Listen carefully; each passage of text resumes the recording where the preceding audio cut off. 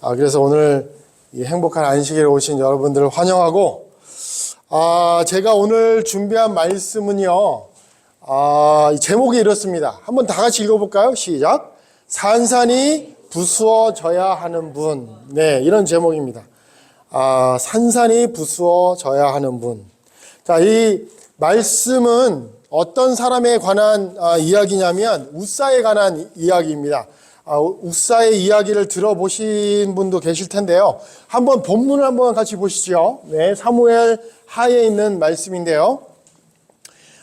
제가 읽겠습니다. 다윗이 이스라엘에서 뽑은 무리 3만 명을 다시 모으고 다윗이 일어나 자기와 함께 있는 모든 사람과 더불어 바알레 유다로 가서 거기서 하나님의 궤, 법궤 메어 오려 하니 그 궤는 그룹들 사이에 좌정하신 만군의 여호와의 이름으로 불리는 것이라. 그들이 하나님의 법궤를 새 수레에 싣고 산에 있는 아비나답의 집에서 나오는데 아비나답의 아들 웃사와 아히오가 그 새 수레를 모니라. 그들이 산에 있는 아비나답의 집에서 하나님의 법궤를 싣고 나올 때에 아히오는 궤 앞에서 가고 그 다음에 다윗과 이스라엘 온 족속은 잣나무로 만든 여러 가지 악기와 수금과 비파와 소고와 양금과 재금으로 여호와 앞에서 연주하더라. 그들이 나아곤의 타작마당에 이르러서는 소들이 띠므로, 웃사는 뒤에 있었죠. 웃사가 손을 들어 하나님의 법궤를 붙들었더니 여호와 하나님이 웃사가 잘못함으로 말미암아 진노하사 그를 그곳에서 치시니 그가 거기 하나님의 법궤 옆에서 죽으니라. 여러분, 웃사의 이야기를 들어보신 적 있나요? 네, 많이 들어보셨죠. 자, 웃사가 소의 수레로 지금 이동하고 있는 하나님의 법궤가 휘청휘청 하고 있어요. 그것을 보고 어떻게 했어요? 붙들었어요. 이게 잡았어요. 자, 그런데 문제는 뭐냐면 그 법궤를 만진 후에, 붙잡은 후에 하나님께서 웃사를 치셨어요. 네, 생명을 취하셨습니다. 그래서 많은 의문이 있을 수 있어요. 여러분들 이 이야기를 읽다 보면 의문이 있어야 해요. 네, 그냥 이렇구나. 하나님 법궤를 잘못 맞으면 다 죽는구나. 이렇게만 생각하시면 좀 아쉬운 점이 너무나 많아요. 특별히 개인적으로 저도 이 말씀을 읽을 때 이 만족이 안 되는 거예요. 하나님의 성물을 그냥 함부로 만지면은 이렇게 되는구나. 나도 이렇게 거룩한 두려운 마음으로 이 하나님의 성물을 다루어야 되겠다. 맞는 말입니다. 그렇죠? 맞는 말인데 만족이 조금 안 돼요. 네, 그런 점은 어쩔 수가 없습니다. 제 개인적인 경험이에요. 하나님의 말씀을 묵상하고 읽다가 그런 느낌이 오는 것을 어떻게 하겠습니까? 그렇죠? 네. 자, 그런데 이 이야기는 성경의 이야기 중에서도 가장 어려운 이야기 중에 하나라고 그래요. 네, 보통. 예. 그래서 하나님의 법궤를 거룩하게 여기지 않고 레위인조차도 만지면 안 되는 하나님의 법궤를 만져서 죽게 되었다.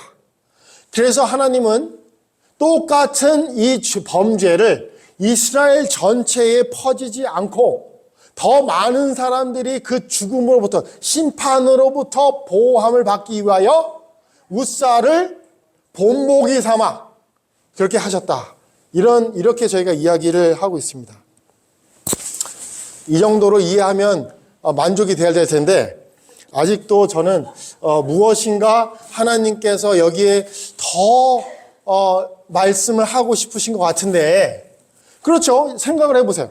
여러분들이 만약에 웃사의 입장에 서서 당연히 그럴 것 같지 않습니까?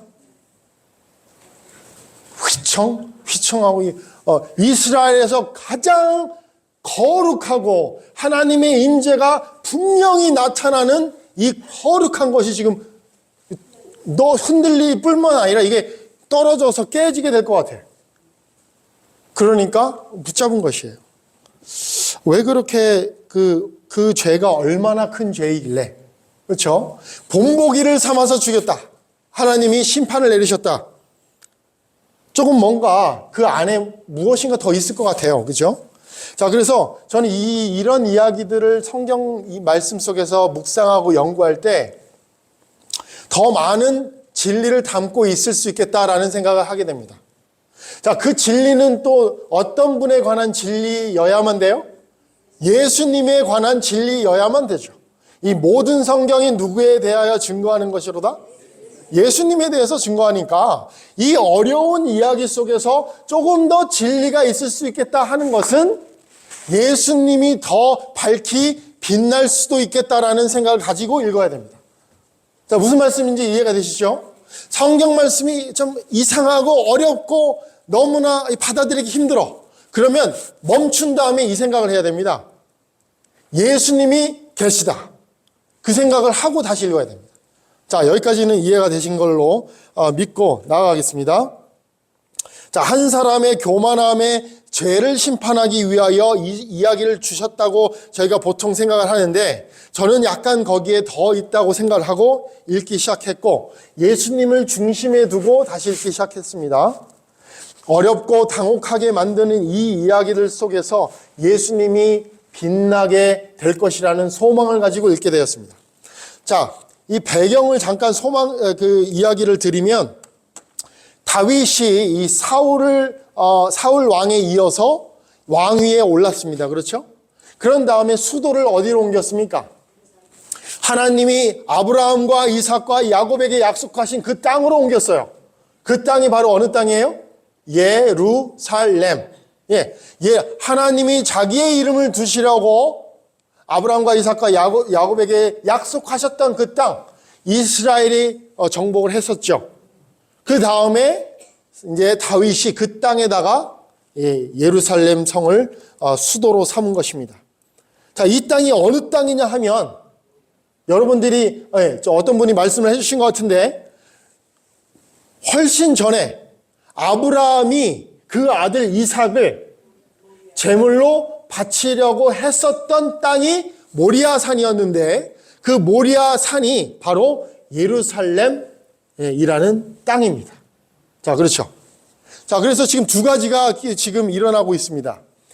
아브라함이 이삭을 제물로 바치려고 했던 그 땅, 다윗이 그 이스라엘의 수도로 삼고 그 아들 솔로몬이 하나님의 성전을 지어서 그 성전에서 어린 양을 잡아 하나님께 희생 제물을 드릴 그 곳, 같은 곳입니다.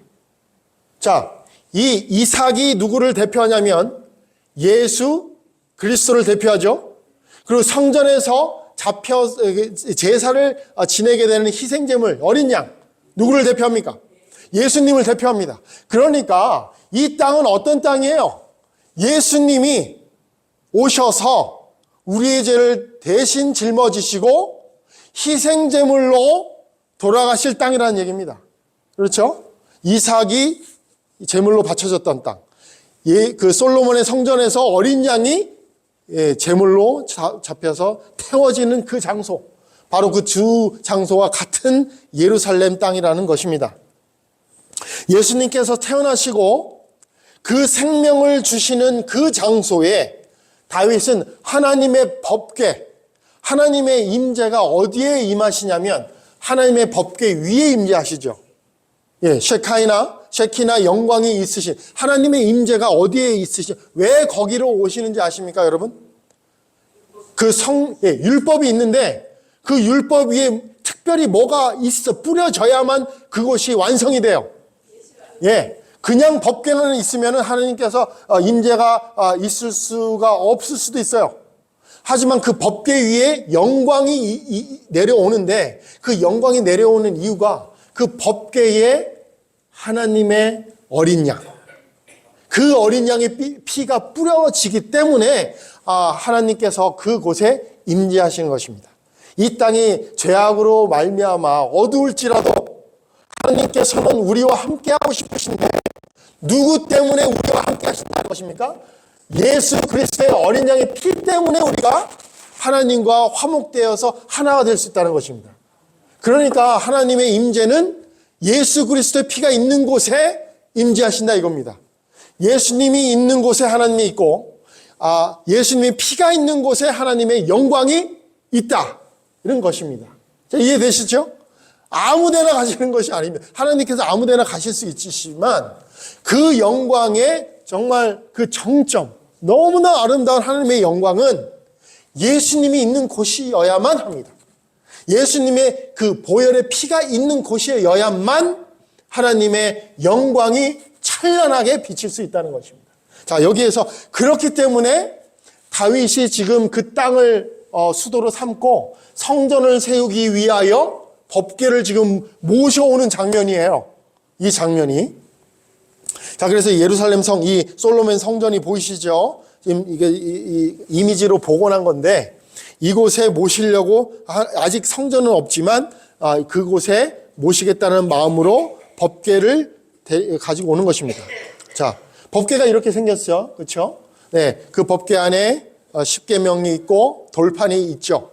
그 다음에 그 덮개가 있는데 이 덮개를 보통 뭐라고 부릅니까? 시은좌라고 해요. 시은좌. 그러니까 시은좌는 하나님의 그 영광이 머무르는 곳이라는 뜻입니다. 그렇죠?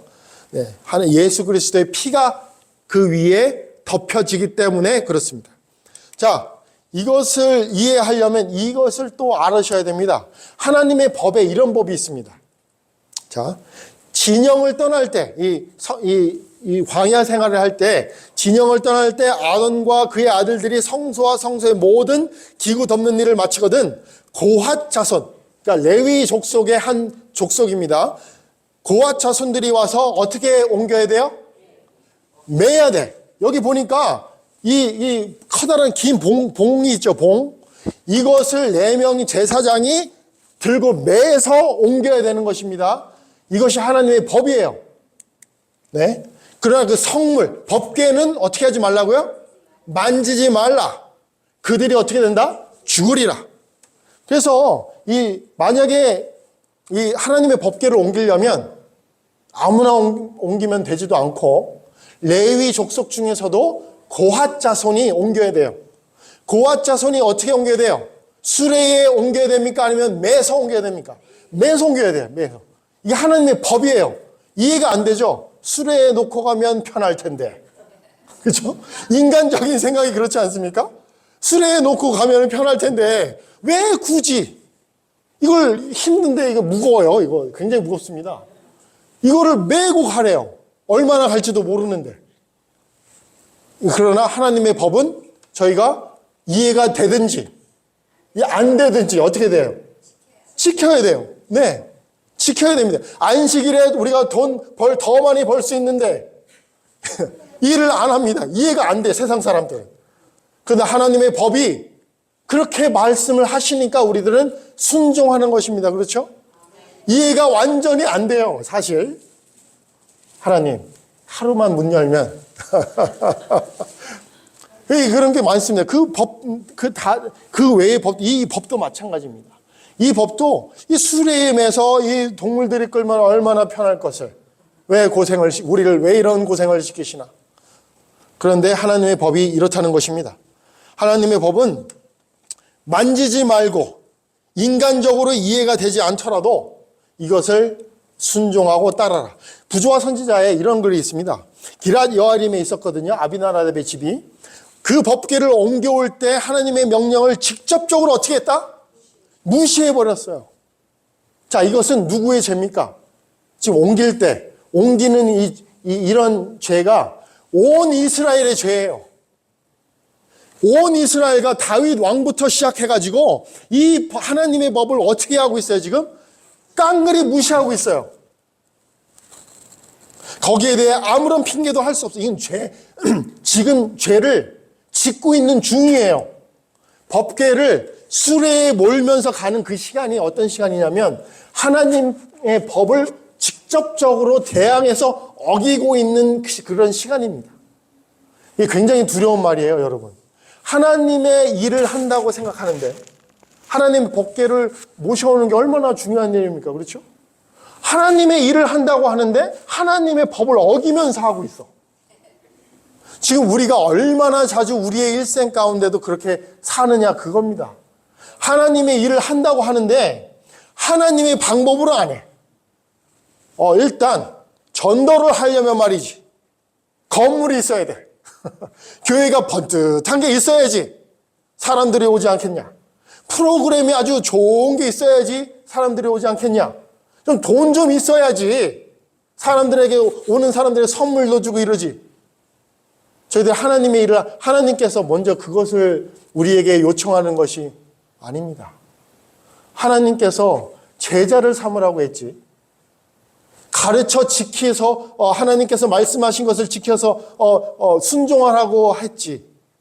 언제 너희들은 가서 프로그램을 잘 짜서 아니면 건물을 번듯한 걸 쳐서 파트락을 맛있게 만들어서 노래를 잘해서 성도를 키워서 교회를 키우노라.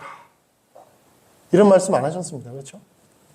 그러니까 저희가 지금 여러분 우리들이 그렇게 한다는 얘기가 아니라 우리의 일생사, 그건 교회에 지금 예를 든 것이고 우리의 삶 속에서도 그런 일이 많아요. 우리가 일단은 정해놓고 기도를 시작해. 자, 내가 아파요. 저도 많이 그런 경험이 있습니다. 우리 성도님들. 많이 아픈 분들을 위해서 제가 뭐 합니까? 목사로서 기도해야 되죠. 낫기를 위해서 기도합니다. 회복시켜 주시옵소서 하고 기도를 간절하게 해요. 저와 나이가 똑같은 어떤 한 여자분 엄마가 있었어요. 네. 그때 당시에 10몇 년 전인데 딸이 3명이었어요. 근데 췌장암에 걸렸어요. 말기예요. 이상구 박사님 그때는 다 참석을 하고 모든 생활을 다 바꾸고 간절하게 온 교회가 매달려서 몇 날 며칠을 기도했는데 그분이 어떻게 되셨냐면 돌아가셨어요. 여러분 만약에 그렇다면 제가 그분이 기도를 열심히 하고 하나님께 매달렸더니 회복되었더라 라고 하면 얼마나 좋은 간증이 되겠습니까? 그렇죠? 그런데 여러분 잘 살펴보시면 우리들의 주변에 그렇게 기도해서 안 낳고 돌아가신 분이 더 많아요.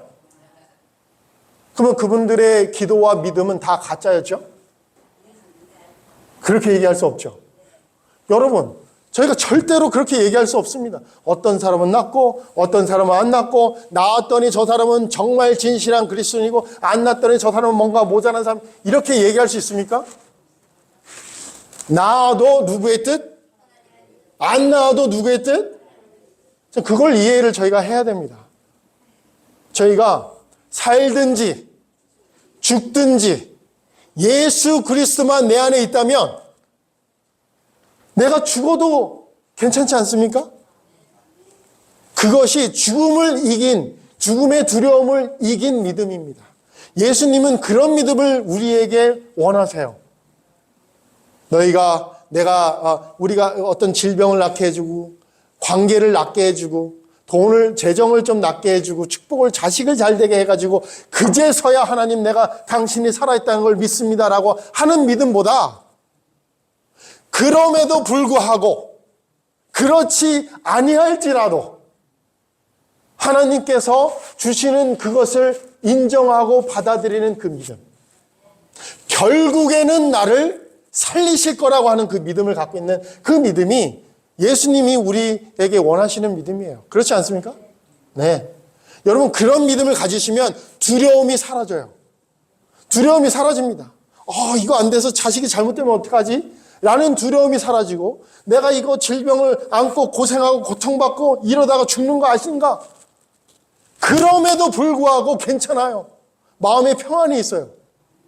여러분 이것이 그리스도인의 믿음입니다. 참된 믿음. 이거 어렵습니다. 사실은 이게 쉬운 제가 말은 이렇게 해도 저도 직접 그것을 당하면 쉽지 않을 거예요. 네, 쉽지 않습니다. 정말 예수 그리스도의 믿음을 가진 자만이 남은 자가 되는 것이에요. 예수 그리스도의 믿음은 어떤 믿음입니까? 지금 겟세마네에서 예수님은 사실은 이 잔을 받지 않으시기를 원하셨지. 그러나 하나님의 뜻이라면 제가 그것을 순종하겠습니다라고 그것이 예수님의 믿음이잖아요. 네.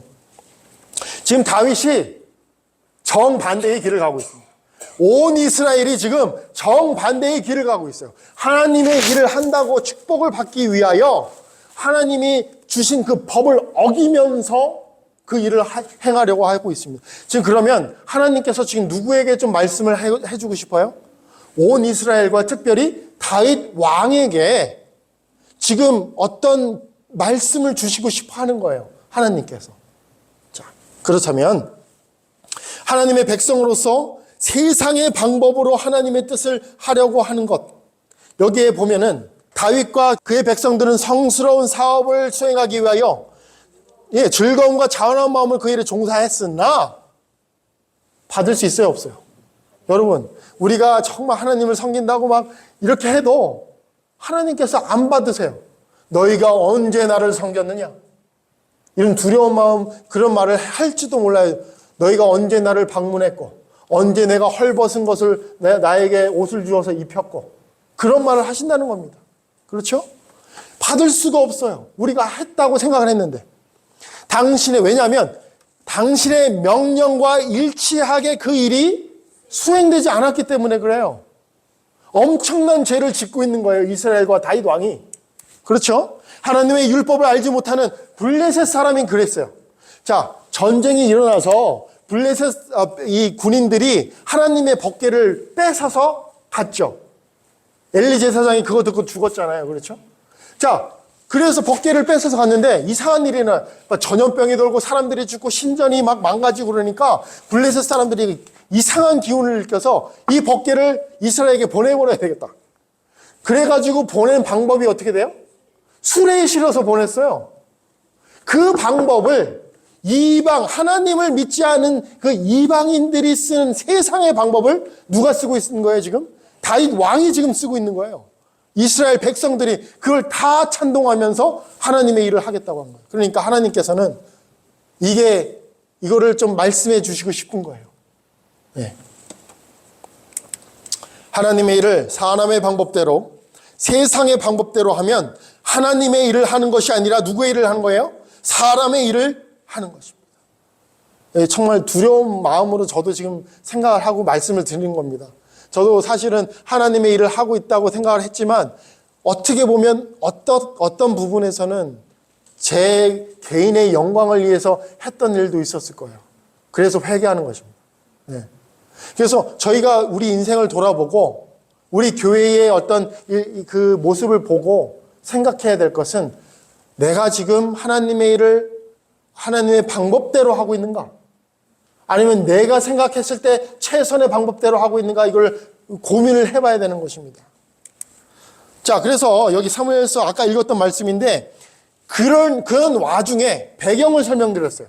지금 하나님께서 이 이스라엘과 다윗이 아주 엄중한 죄를 짓고 있으면서 하나님의 일을 한다고 하는 그러면서 춤을 추고 지금 찬양을 드리고 가고 있어요, 지금. 하나님이 보시기에 지금 어떻게 보시겠습니까? 정말 눈물이 나지 않겠습니까? 네. 내 일을 한다면서 세상의 방법으로, 이방의 방법으로 받을 수가 없어요. 하나님께서. 그래서 이런 일을 허락하신 거예요. 어떤 일이냐? 나아곤의 타작마당에 이르러서 소들이 날뛰게 허락하셨어요. 하나님의 방법이라면, 하나님의 뜻을 이루는 사람이라면 그 소들이 날뛰게 하나님께서 두셨겠습니까? 아니죠. 예루살렘 성에 이를 때까지 안전하게 사단의 괴계를 막으면서 그 길을 보호하셨겠죠. 그러나 지금 어떤 일이 일어났습니까? 하나님께서 이상한 일이 일어나면 그것은 뭔가 어떤 굉장히 중요한 메시지가 있다. 소들이 날뛰게 하니까 이 수레가 흔들리고 이 법궤가 휘청휘청하면서 잘못하다가 어떻게 돼요? 이 수레가 커요, 그렇죠? 높은 데 소 위에 있으니까 잘못하면 떨어져서 깨져버려요. 그 안에 있던 뭐까지 깨지게 생겼어요? 하나님의 십계명 돌판도 깨지게 될 상황입니다. 자, 그러니까 우사가 지금 어떻게 해요? 궤를 붙들었어요. 여러분들이시라면 어떻게 하시겠습니까? 여러분들이 우사였다면 지금 가장 거룩하고 중요한, 이스라엘에서 가장 중요한 이 성물, 하나님의 돌판이, 십계명 돌판이 들어있는 이 법궤가 지금 떨어져서 깨지게 생겼는데 이것을 보호해서 붙들어서 막는 것이 당연한 일 아닙니까? 겉보기에는 그렇죠. 만약에 제가 우사였다면 그렇게 했을 것 같아요. 제 생각에. 네, 이제 솔직한 마음으로 여러분에게 말씀을 드리는 거예요. 네. 온 이스라엘이 지금 다 그렇게 하고 있으니까 하나님의 법을 무시하면서 하나님의 일을 하고 있는데 하나님의 것이 지금 떨어지게 생겼어. 붙잡죠. 이스라엘의 영웅이 되어야 될 사람이 어쩌면 우사였을 것입니다. 그렇죠? 떨어지지 않게 했으니까. 그랬는데 하나님이 분명하게 말씀하시죠. 하나님이 우사가 뭐 했다? 잘못함으로 진노하셔서 그를 치셨다. 그 생명을 택하셨다라는 말씀입니다. 자, 분명히 성경은 우사가 잘못해서 그 생명이 취해졌다고 됐습니다. 레위임도 못 만지는 그 대제사장도 만지면 죽어요. 그래서 대제사장에 뭐를 달아 넣는지 아십니까? 방울을 달아서 혹시라도 만져서 죽으면은 가서 이게 데리고 와야 되니까. 그렇죠? 이게 걸어갈 때는 소리가 나니까 대제사장이 아직도 살아있구나 아는데 혹시라도 하나님의 성물을 잘못 만져서 죽으면 이렇게 데리고 나와야 되잖아요. 뒤로 들어가서 나와야 되잖아요. 그래서 방울을 달아놨던 거예요. 대제사장도 만지지 못하는 그것을 지금 우사가 만졌기 때문에 죽었다. 그런데 사실 여기도 이렇게 하나님의 법을 어겼기 때문에 죽였다. 그러면 저희가 살아남을 사람이 여기 몇 명이나 있겠습니까? 하나님의 법을 지금 몇 명 정도 어겼죠? 한 60억이라고 하면 우리 인간이 사람이 의인이 있습니까? 없습니까? 하나님의 법을 온전히 지키는 사람이 있습니까? 없습니까? 그렇다면 모두가 누구처럼 죽어야 돼요, 사실은. 우사처럼 죽어야 되는 것입니다. 그런데 여러분 살아있죠? 지금 저도 살아있습니다. 이거 어떻게 된 것입니까, 이거? 레위인이 아니라서 살아있다.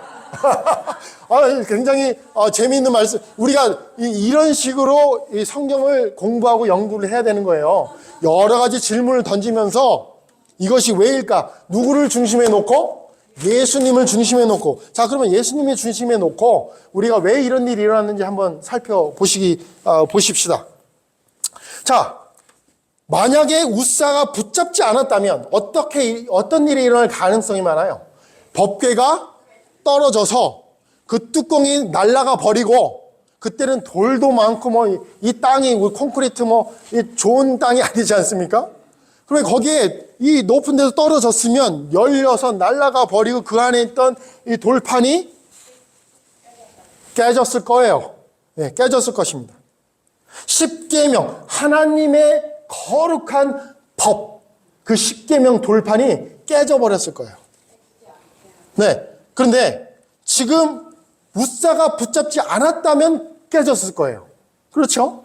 그런데 붙잡았는데 잘못했다고 하셨어요. 그러면 하나님의 그 뜻을 우리가 한번 곰곰이 한번 관찰해 보면 어떻게 보면 하나님의 법궤가 떨어져서 십계명 돌판이 깨지는 것이 하나님의 뜻이었을 수도 있다라는 것을 여러분 한번 생각해 보시길 바란다는 마음에서 지금 드리는 거예요. 하나님의 법궤가 깨지는 것.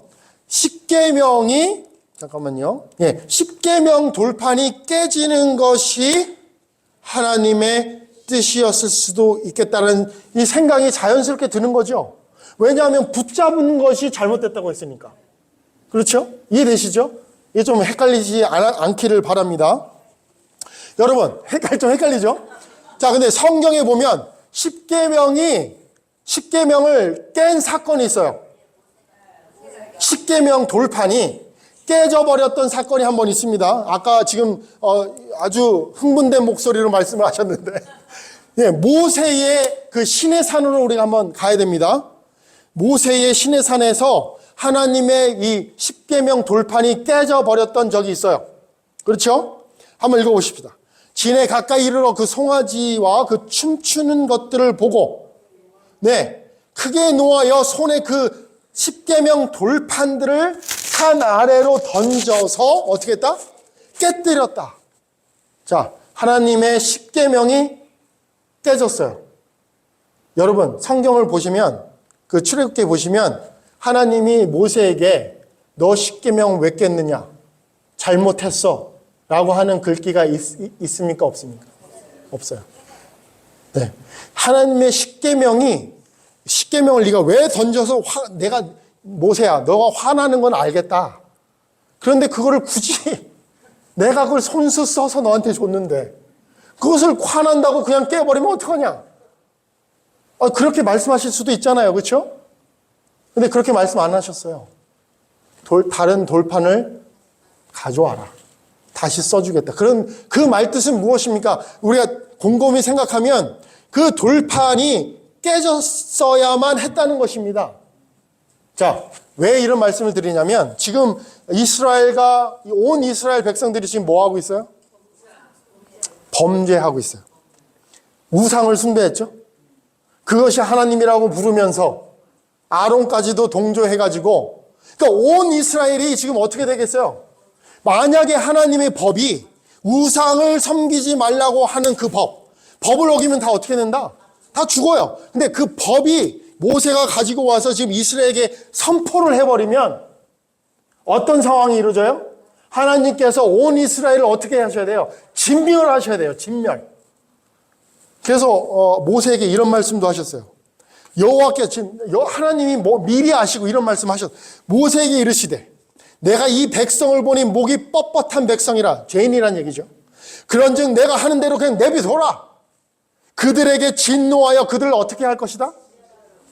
하나님이 벌써 하나님의 법을 지금 이대로 가다간 진멸하셔야만 하는 상황이 일어난 거예요.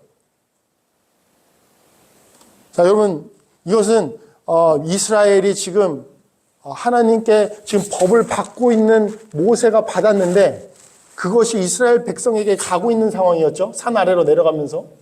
이제 선포되고 이게 가져야 되는, 받아들여야 되는 상황인데 그렇게 되면 이 이스라엘 백성들이 다 진멸되어 심판되어 다 우사처럼 다 죽어버릴 것을 알으셨습니다. 모세도 이걸 이해했을까요? 저는 이해했다고 생각합니다. 저는 모세가 이것을 이해했기 때문에 그저 화나서 우리들이 그냥 홧김에 모세가 그렇게 했다고 생각하지 않습니다. 왜냐하면 이 법이 깨져야지만 이스라엘이 살기 때문에, 이스라엘이 살려면 이 법이 깨져야 되고 이스라엘이 죽으려면 이 법이 그들에게 선포되어야 돼요. 자, 여기에서 한 가지 저는 이렇게 생각합니다. 이 돌이라는 것이 성경에 나오는 돌 많이 나오지 않습니까? 야곱이 베고된 돌베개, 그리고 돌단을 쌓고, 또 돌이라는 의미가 사실은 거기에 예수님이라는 의미가 있어요. 그걸 설명할 시간은 많이 부족하지만, 네? 산돌이라고 하셨고 또 기초석이라고 하셨고, 그러니까 돌이라는 것은 예수님을 상징을 해요. 그렇죠? 네. 그렇다면 이 돌 위에 새겨진 하나님의 법, 저는 예수님이라고 생각합니다. 그렇죠? 만약에 기초석, 산돌, 예수님인데 거기에 뭐가 있어요? 하나님의 법. 하나님의 말씀의 성육신이 누구세요? 예수님이시죠? 하나님의 법의 성육신이 예수님이세요. 예수님은 내가 하나님의 법을 폐하러 온 것이 아니라 온전하게 이루려 오셨다 하셨어요. 그러니까 깨어진 돌판은, 다시 말해서 어떤 말씀이에요? 돌판이 예수님이니까 깨어진 돌판은 깨어진 예수님. 십자가에서 그 몸이 산산이 깨어진 예수님을 상징한다, 이것입니다. 자, 이스라엘을 살리기 위해서 깨어졌던 그 돌판. 다시 말해, 온 인류를 살리기 위해서 그 몸이 깨어진 누구? 예수님이라는 얘기죠. 자, 그것을 지금 제가 말씀드리고 싶은 것은, 이것을 시내 산에서 있었던 이 사건을 이 다윗 왕에게 좀 알려주고 싶으셨어요. 야, 너 십계명이 왜 깨졌는 줄 아니? 이 모세가 이 세상에서 이제 다시는 없을, 예수 그리스도 외에 다시는 없을 그 선지자, 최고의 선지자, 그 선지자가 그 돌판을 깼는데 왜 깨었는 줄 아니? 이것을 다윗 왕에게 알려주고 싶으셨어요. 지금 다윗 왕이 하나님의 일을 한다면서 하나님의 법을 어기면서 하나님의 법을 모시려고 했지 않습니까?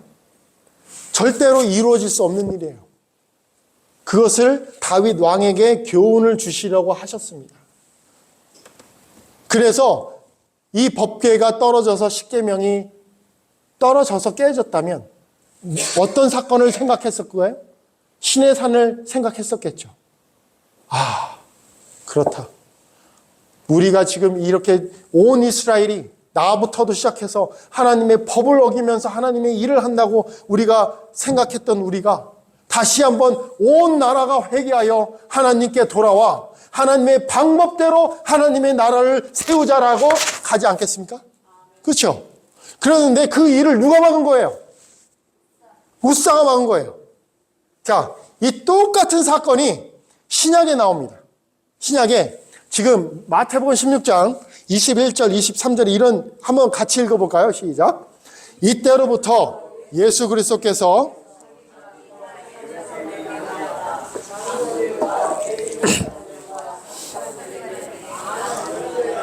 죽임을 당하고 제3일에 살아나야 할 것을 제자들에게 비로소 나타내시니 베드로가 예수를 붙들고 항변하여 이르되 주여 그리 마옵소서 이 일이 결코 주께 미치지 아니한. 예수님께서 지금 베드로와 제자들에게 어떤 말씀하십니까? 내가 뭐 받아야 된다? 고난 받고 죽임을 당해야 된다. 다른 말로 하면 깨져야 한다 이겁니다. 예수님께서 그 모든 인류의 모든 죄를 가지고 돌아가셔야 된다는 말입니다. 그래 베드로가 뭐라 그래요? 절대로 일어나지 않게 내가 무슨 일을 써서라도 막겠습니다. 여러분 저희가 좀 웃음이 나올 정도로 지금은 이해가 됐다는 거예요. 그렇죠? 지금 우리가 베드로는 지금 무슨 일을 한다고 생각하고 있어요? 하나님의 일, 절대로 예수 그리스도 앞에 그 누구도 내가 범접지 못하도록 칼 연습을 하고 있겠다.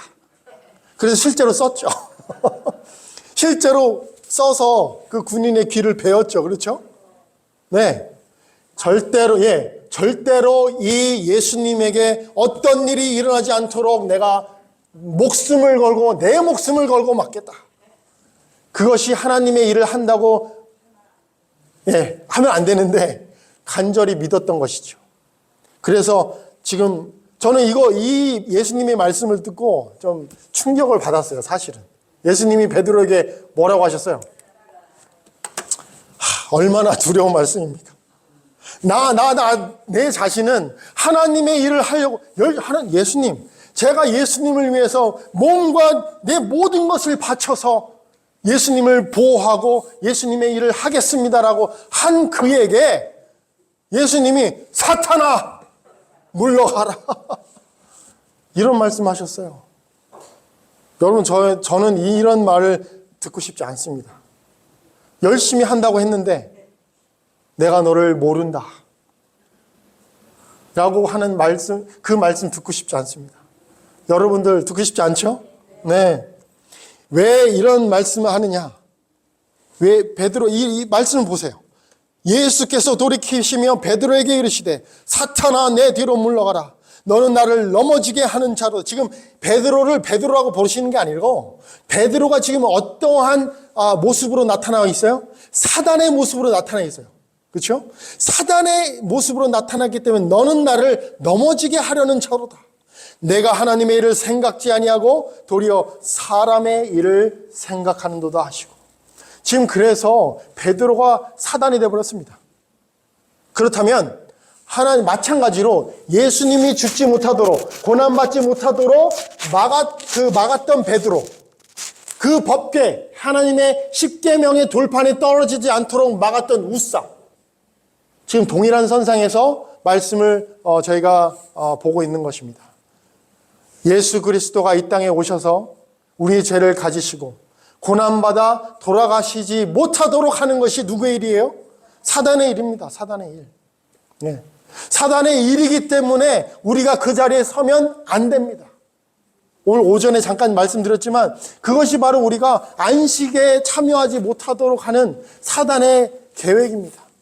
사단의 일에 서는 것, 사단의 일을 하는 것. 예수님이 어떻게 못하도록? 고난받고 십자가에 돌아가시지 못하도록 하는 것이. 그렇다면 우리가 예수님 받아들이고 믿는다고 하잖아요. 동행한다고 하잖아요. 그 의미가 무엇이에요? 내 마음 가운데 누구를 모시라? 그냥 예수님이 아니라 십자가에서 나를 위해 보혈을 흘리신 예수 그리스도를 모시라 이겁니다. 그냥 예수님이 복 주시는 예수님 난 모시고 싶어. 이러면 사람의 일을 하는 거예요. 네? 어떤 예수님을 모셔야 되냐? 십자가에서 나를 위해 고난받으시고 돌아가신 그 예수님. 그 예수님을 모셔야, 어떻게 모셔야 됩니까? 하나님의 말씀으로 밖에는 모실 수 없습니다. 하나님의 말씀에 녹아져 있는 예수 그리스도의 그 십자가의 그 피를 계속해서 찾아내서 보화처럼 계속해서 우리가 간직해야 되는 것입니다. 자, 결론을 내겠습니다. 온 이스라엘과 다윗 왕이 하나님의 일을 한다면서 하나님의 법을 어기고 있는 그 때에 하나님의 법은 그들에게 주어질 수 없었습니다. 깨어져야 했습니다. 그래야지만 살릴 수 있기 때문에. 우리를 살릴 수 있는 유일한 방법은 예수님께서 깨어져야만 하셔야 됩니다. 그래서 제가 오늘 제목을 나를 위해서 산산이 부수어져야 하는 분이라고 적어 놓았던 것입니다. 오늘 이 시간을 통해서 우리가 다시 한번 이 양주교회가 매일마다 사람의 일을 하는 것이 아니라 예수님을 따르면서 그분의 십자가를 마음속에 매일마다 모시면서 그 어떤 일을 하든지 먼저 예수님을 찾고 그래서 하나님의 일을 하나님의 방법대로 하시는 우리의 아름다운 양주교회가 되시기를 간절히 바라면서 말씀을 마치도록 하겠습니다.